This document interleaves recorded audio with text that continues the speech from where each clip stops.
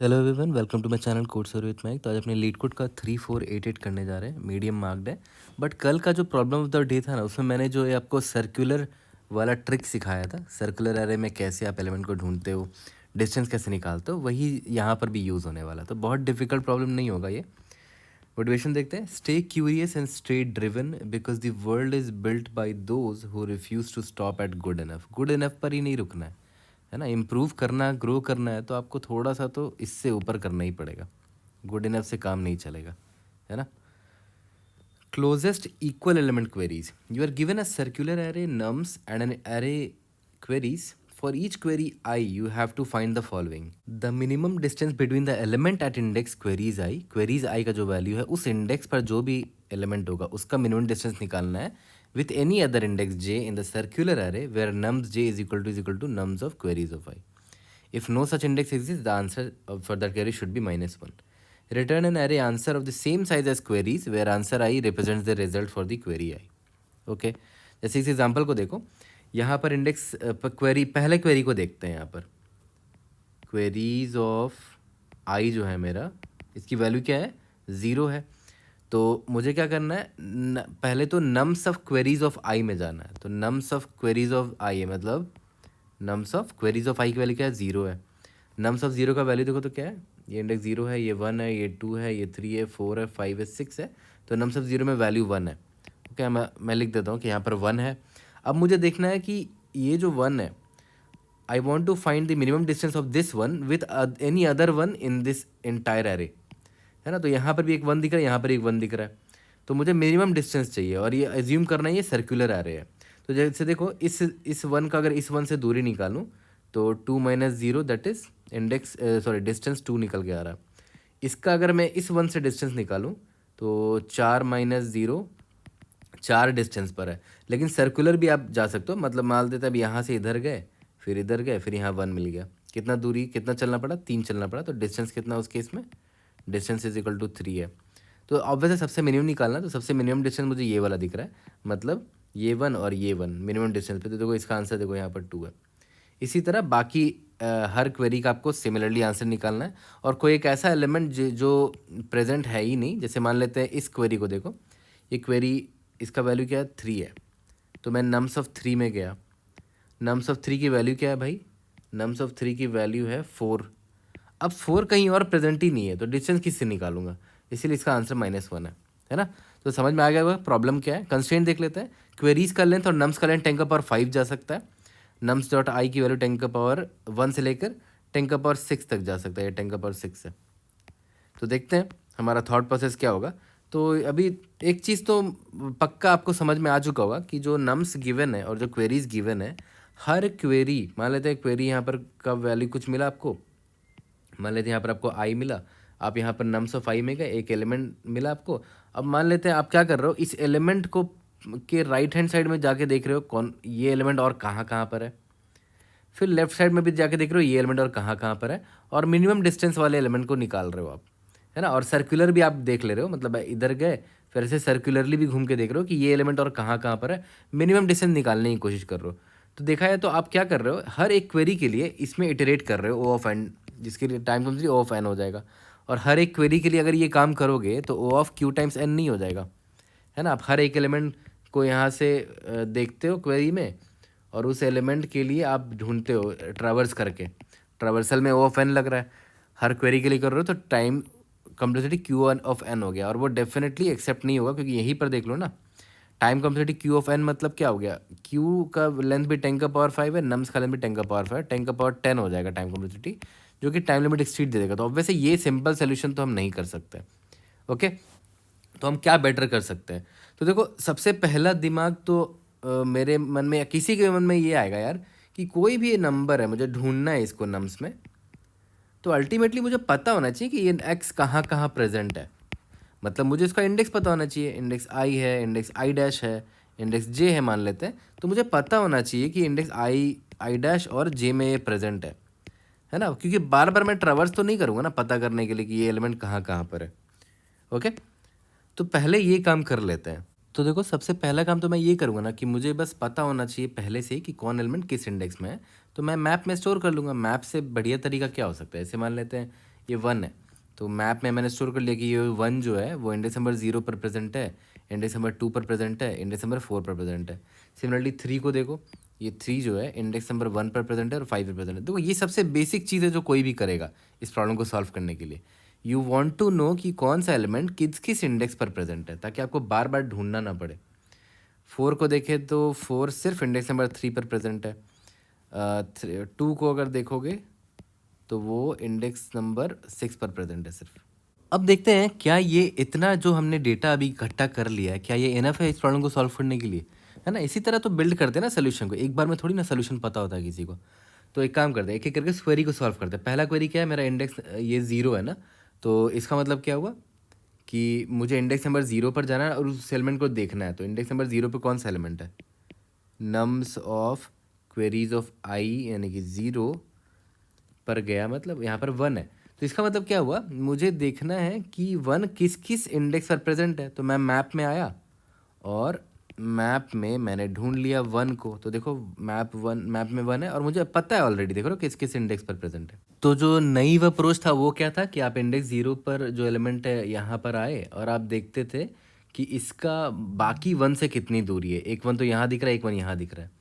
तो इसका इससे दूरी 2 है, इसका इससे दूरी 4 है, या फिर अगर सर्कुलरली दिखा है तो इसका इससे दूरी 3 है, इससे दूरी 5 है। तो जो मिनिमम है वो निकालना है ना। तो यहाँ पर सबसे पहले तो यार यहाँ पर हमें ये ढूंढना पड़ेगा इस लिस्ट में कि किस इंडेक्स वाले एलिमेंट से हम दूरी निकालना चाहते हैं। तो यहाँ पर इंडेक्स नंबर 0 वाले एलिमेंट से दूरी निकालना चाहते हैं, तो सबसे पहले तो हम यहाँ पर इंडेक्स नंबर 0 को ढूंढना पड़ेगा। तो लिनियरली ढूंढने से अच्छा है कि इसमें बाइनरी सर्च लगा दो, क्योंकि भाई हमने जब स्टोर किया होगा हर एलिमेंट का इंडेक्स, तो वो सॉर्टेड ऑर्डर में ही स्टोर हुआ होगा ना ऑब्वियसली, क्योंकि आप ऐसे इटरेट कर रहे होगे इंडेक्स बाय इंडेक्स। तो जो इंडेक्स स्टोर हुआ होगा वो बाय डिफ़ॉल्ट सॉर्टेड ऑर्डर में ही आपने स्टोर किया होगा। तो आप आराम से, अगर ये सॉर्टेड है तो आप बाइनरी सर्च लगा के आप आराम से लॉगरिथमिक टाइम में इस इंडेक्स 0 को ढूंढ सकते हो, है ना। इंडेक्स 0 को क्यों ढूंढ रहे हैं, क्योंकि यार क्वेरीज में वही इंडेक्स दे रखा है ना। हमें इस इंडेक्स 0 पर जो 1 है उसका बाकी 1 से नियरेस्ट डिस्टेंस ढूंढना है।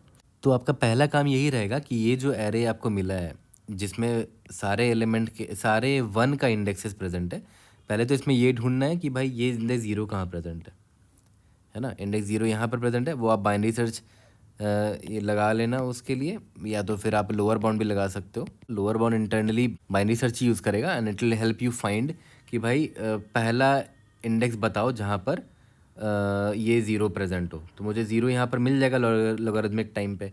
चलो ठीक है, 0 तो हम लोग ढूंढ लेंगे। अब देखो ध्यान देना, मैं अभी क्या बोल रहा हूँ बड़ा अच्छे से सुनना। हमने क्वेरीज आई पर जो वैल्यू था उसको निकाला, उसको क्यू आई मान लेते हैं, मतलब मेरा इस इंडेक्स की बात हो रही है। और क्यू आई पे मैं गया, मुझे एलिमेंट मिल गया। कौन सा एलिमेंट मिला, यहाँ पर 1 है, अभी 1 की बात हो रही है। अब मैं मैप में गया और मैप में जो 1 कहाँ कहाँ पर है वो मुझे ऑलरेडी पता है, 0,2,4 है, 0,2,4 है ना। और याद है एक क्वेरी की वैल्यू क्या थी, 0 थी। तो अब मेरा नेक्स्ट काम क्या हुआ, यहाँ पर लॉगरिथमिक टाइम पे 0 को ढूंढना है। ठीक है, यहाँ मैं इंडेक्सिंग कर देता हूँ 0 1 2। तो क्या करेंगे, लोअर बाउंड लगा लो, या तो अपना अपना बाइनरी सर्च लिखना है। लोअर बाउंड मैंने लगाया और उसमें मैंने इंडेक्स नंबर क्यू आई को ढूंढ लिया, मतलब 0 को ढूंढ लिया, क्यू आई। तो अब देखो ध्यान से, यहाँ पर हमने एक्चुअली में किया क्या, मान लेते हैं ये मेरा नम्स है। हमने अभी 1 का ये इन्फॉर्मेशन मैप में स्टोर कर लिया है और हमने अभी क्या ढूंढ लिया, लोअर बाउंड लगा के क्यू आई, मतलब क्यू आई क्या है, इंडेक्स नंबर 0 को ढूंढ लिया है कि इस एरे में 0 यहाँ पर प्रेजेंट है। अब एक बात बताओ, ये इंडेक्स नंबर 0 है ना, तो जब हम रियल नम्स में इंडेक्स नंबर 0 पर गए जाएंगे तो यहाँ पर 1 है, फिर आप कैसे ढूंढते थे, नई अप्रोच से कैसे ढूंढते थे, यहाँ पर ऐसे राइट में जा जाके देखते थे कि 1 कहाँ पर है और इधर मिला इधर मिला, या फिर सर्कुलरली भी जा सकते थे, या फिर आप लेफ्ट हैंड साइड जाके सर्कुलरली ऐसे ढूंढ सकते थे। तो यार यहाँ पर जैसे आप सर्कुलरली ढूंढ रहे हो तो 0 के बाद देख रहे हो आपको नेक्स्ट टाइम 1 जो है इंडेक्स नंबर 2 पर दिख रहा है, उसके बाद इंडेक्स नंबर 4 पर दिख रहा है एंड सो ऑन। तो सर्कुलरली मैं यहाँ पर इटरेट कर रहा हूँ, तो सिमिलरली सर्कुलरली मैं यहाँ पर भी तो इटरेट कर सकता हूँ ना, कि इंडेक्स नंबर 0 पर ये तो इंडेक्स नंबर 0 हो गया जहाँ पर 1 प्रेजेंट था। अब मैं यहाँ पर भी सर्कुलरली इटरेट कर सकता हूँ कि कहाँ कहाँ पर मेरा एलिमेंट 1 था। मेरा एलिमेंट 1 इंडेक्स नंबर 2 पर भी है, इंडेक्स नंबर 4 पर भी है ना। मैं ऐसे भी देख सकता हूँ कि इसका राइट नेबर जहाँ पर 1 प्रेजेंट था वो इंडेक्स नंबर 2 था, और इसका लेफ्ट नेबर देख रहे हो यहाँ लेफ्ट में कोई नहीं है, बट सर्कुलरली जाके मैं ये बोल सकता हूँ कि हाँ सर्कुलरली जाऊँगा तो इंडेक्स नंबर 4 पर मुझे 1 मिलेगा, और जो कि करेक्ट है, क्योंकि देखो यहाँ पर भी जब 1 था, इसके लेफ्ट अगर मैं जाऊँ तो जाते जाते जाते तो देखो यहाँ पर मुझे 1 मिलेगा लेफ्ट हैंड साइड से। तो अब हम लोग क्या कर रहे हैं, इस पर इटरेट ना करके अब हम लोग यहाँ पर वही सेम काम कर रहे हैं, है ना। बट यहाँ पर भी इटरेट करने की ज़रूरत नहीं है, क्योंकि देखो अगर आपको मिनिमम डिस्टेंस निकालना है, जैसे मान के चलते हैं एक नॉर्मल सा एरे ले लो, यहाँ पर कुछ ले लो, मान लेते हैं यहाँ पर 7 प्रेजेंट है, यहाँ 6 है, यहाँ 1 मान लो, यहाँ पर 6 है, यहाँ पर 4 है, यहाँ पर 1 मान लो, यहाँ पर 2 है, यहाँ पर 1 है, यहाँ पर 5 है, यहाँ पर 1 है। अब देखो ध्यान दो, अगर मैं आपको बोलूँ यार इंडेक्स नंबर 0 1 2 3 4 5 6 7 8, अगर मैं आपको बोलूँ यार इंडेक्स नंबर 1 पर जो, सॉरी 4 पर जो 1 है ना, इंडेक्स नंबर 4 पर जो 1 है, इससे नियरेस्ट जो 1 है वो बताओ, तो ऑब्वियस सी बात है इसके नियरेस्ट कौन सा 1 हो सकता है, जो इसके जस्ट राइट नेबर में हो या जो इसके जस्ट लेफ्ट नेबर पर हो, है ना। और अगर इसके लेफ्ट नेबर पर कोई नहीं होता, मान लेते हैं यहाँ पर 1 ना नहीं हो के यहाँ पर 10 होता, तो लेफ्ट नेबर में कैसे ढूंढते, सर्कुलरली चले जाते, है ना। बट अल्टीमेटली गोल क्या है कि इसके नियरेस्ट कौन होगा, इसके नियरेस्ट या तो right hand, just right hand side में 1 जहाँ मिल जाए राइट नेबर, या फिर इसके लेफ्ट हैंड साइड में जस्ट सबसे पहला जो मुझे 1 मिल जाए, लेफ्ट नेबर, है ना। क्योंकि देखो इस 1 के राइट हैंड साइड में ये 1 एक दिख रहा है, तो ये ऑब्वियसली ये नियरेस्ट होगा, तो मुझे इस 1 से मतलब ही नहीं होना चाहिए ना, इससे मैं क्यों कंपेयर करूँगा इसको। सिमिलरली इसके लेफ्ट हैंड साइड में मुझे ये 1 दिख रहा है, तो आगे अगर और भी 1 होता है, यहाँ पर मान ले तो और भी 1 है, तो उससे मुझे मतलब ही नहीं होता, है ना। तो अल्टीमेटली ये जो इंडेक्स 0 पर, ये इंडेक्स 0 है ना, मतलब इंडेक्स 0 पर 1 है, मैं कुछ नहीं करूँगा, मैं देखूंगा इसके राइट हैंड साइड में कौन सा इंडेक्स है जहाँ पर 1 प्रेजेंट है, और लेफ्ट हैंड साइड में कौन सा इंडेक्स है जहाँ पर 1 प्रेजेंट है। तो एक काम करते हैं, सबसे पहले इसका राइट नेबर निकालते हैं। मान लेते हैं इसका इंडेक्स पी है, इस वेक्टर की बात कर रहा हूँ मैं, है ना। इस वेक्टर का साइज़ मान लेते हैं एस जेड है, ओके। और ये वेक्टर में अभी मैं इंडेक्स नंबर पी पर मुझे ये इंडेक्स नंबर 0 मिला है, और ये इंडेक्स नंबर 0 इस 1 का इंडेक्स है ना।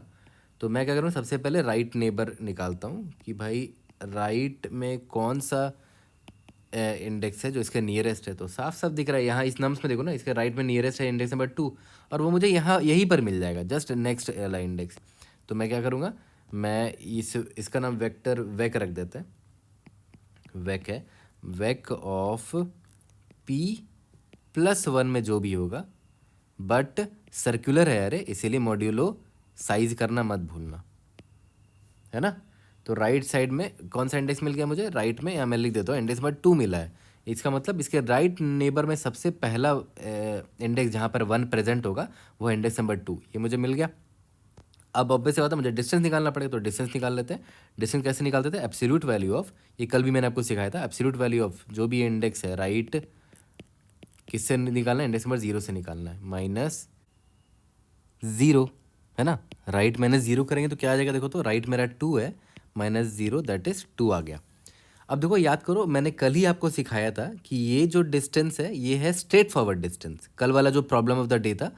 और अगर आपको सर्कुलर, आप ऐसे भी तो कर सकते थे कि ये 1 से आप इस 1 पे स्ट्रेट फॉरवर्ड तरीके से जाओ, या तो सर्कुलरली घूम के जाओ। तो सर्कुलरली घूमने का जो डिस्टेंस होता था वो कैसे निकालते थे, सिंपली जैसे यहाँ पर देखो ये स्ट्रेट फॉरवर्ड डिस्टेंस ये था ना, डी था मान लेते हैं। सर्कुलर डिस्टेंस क्या होता था, इसका लेंथ माइनस डी।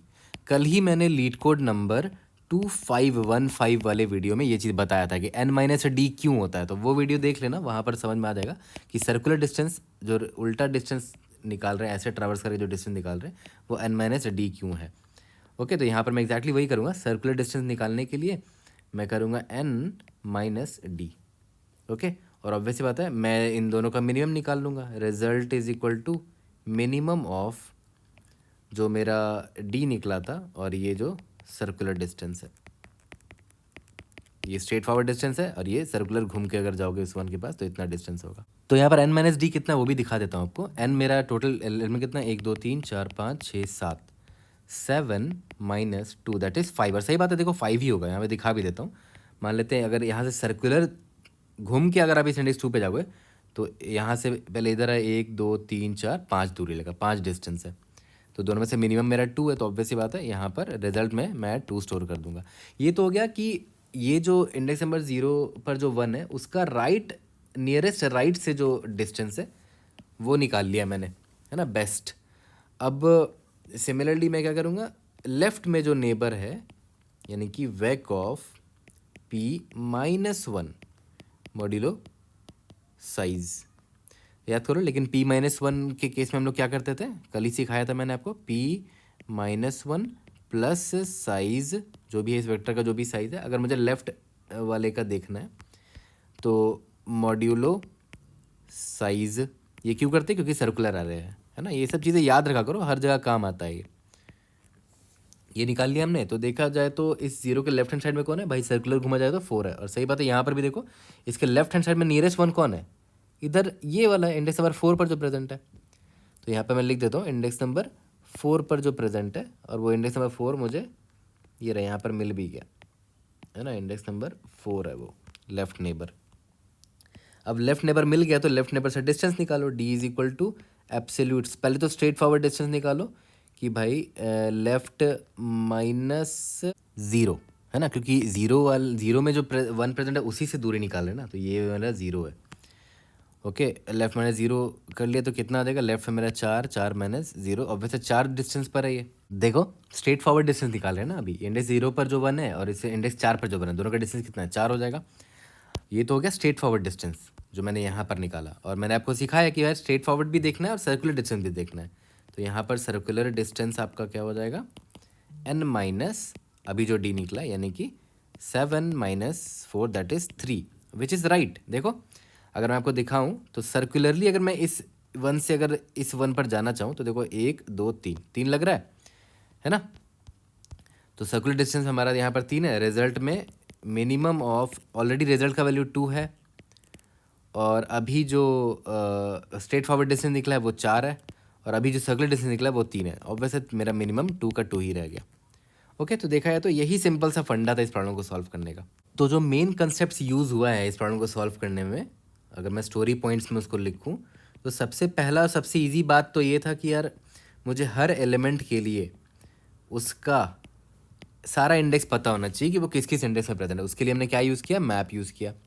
उसके बाद एक एक करके हर क्वेरी को हम सॉल्व करते गए, है ना। क्वेरी को सॉल्व कैसे किए, क्वेरी आई से जो मुझे एक इंडेक्स क्यू आई मिला उसको मैंने यहाँ पर ढूंढा, है ना। इस क्यू आई पे जो भी एलिमेंट है, मान लेते हैं इस क्यू आई पे जो भी एलिमेंट है उसको मैंने देखा मैप में कि कौन कौन से इंडेक्स में प्रेजेंट है ना। और ऑब्वियस सी बात है जो नियरेस्ट होगा वो लेफ्ट नेबर होगा एंड राइट नेबर होगा। तो लेफ्ट और राइट नेबर वाला इंडेक्स मुझे यहाँ से मिल जाएगा, है ना। उसका उस और इस क्यू आई का उस लेफ्ट नेबर से स्ट्रेट फॉरवर्ड डिस्टेंस और सर्कुलर डिस्टेंस निकाल लो, और इसी क्यू आई का राइट नेबर से स्ट्रेट फॉरवर्ड डिस्टेंस और सर्कुलर डिस्टेंस निकाल लो। पूरे में से मिनिमम निकालते रहो, लास्ट में आपका जो मिनिमम होगा वो आपका आंसर होगा। यहाँ तक क्लियर हो गया। हर क्वेरी को इसी तरह सॉल्व करेंगे, और जब कोड करेंगे इसी को तो टाइम और स्पेस में वहाँ पर मैं आपको दिखाऊंगा। बट एक चीज़ याद रखना, देख लो यहाँ पर इंडेक्स का इतना गेम हो रहा है ना, तो ऐसे केस में पेन पेपर निकालो और पूरा एग्जाम्पल खुद से लिखो और देखो कि हाँ यहाँ पर ये इंडेक्स है, इस इंडेक्स पर ये वैल्यू है ना। विदाउट राइटिंग और without trying on your own ऐसे प्रॉब्लम ऐसे समझ में नहीं आएगा, ज़्यादा बहुत दिक्कत होगी समझने में। विजुअलाइजेशन आसान तब होता है जब उसको आप पेन पेपर में खुद से लिखते हो कि यहाँ पर ये एलिमेंट है, उसका ये इंडेक्स है, एंड सो ऑन। ओके, तो चलो सेम स्टोरी को कोड में कन्वर्ट करते हैं, फिर इसको फिनिश करते हैं। तो चलो इसे कोड कर लेते हैं। सबसे पहले n is equal to num dot size निकाल लिया है। उसके बाद एक मैप ले लेते हैं जिसमें फॉर एवरी एलिमेंट वो किस किस इंडेक्स में प्रेजेंट है वो वेक्टर में स्टोर कर लेंगे।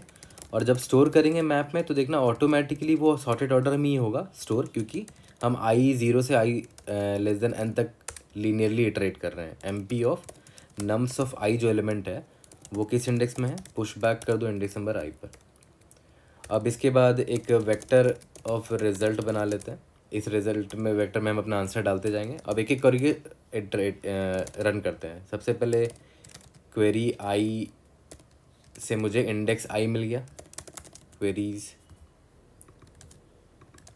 ओके, ये मेरा क्यू आई है। अब एक काम करते हैं, सबसे पहले तो मुझे एलिमेंट निकालना है। कौन सा एलिमेंट है, int element is equal to M P of sorry nums of Q I, है ना, यही एलिमेंट है। अब एक काम करता हूँ, ये जो एलिमेंट है किस किस इंडेक्स में प्रेजेंट है वो मैं निकाल लेता हूँ।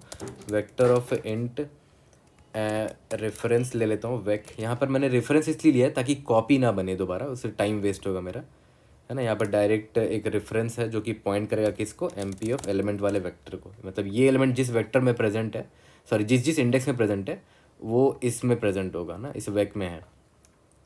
अब सबसे पहले तो साइज़ निकाल लेते हैं इसका, वेक डॉट साइज़। और एक चीज़ मैंने आपको पहले ही बताया था कि अगर साइज इज इक्वल टू 1 है, मतलब इस एलिमेंट का और अकरेंस है ही नहीं, no more occurrence of this element.